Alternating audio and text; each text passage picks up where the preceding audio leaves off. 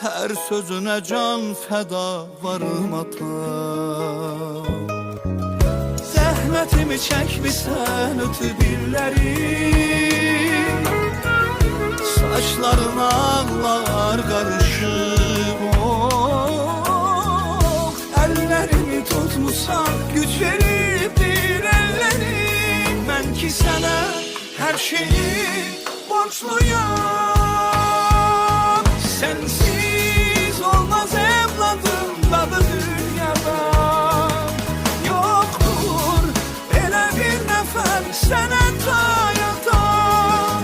Öyrətdim mənə mahir ol, sözü düz yaşan. Sen benim en büyük dayağım sana yatar. Sen benim en büyük dayağım sana yatar.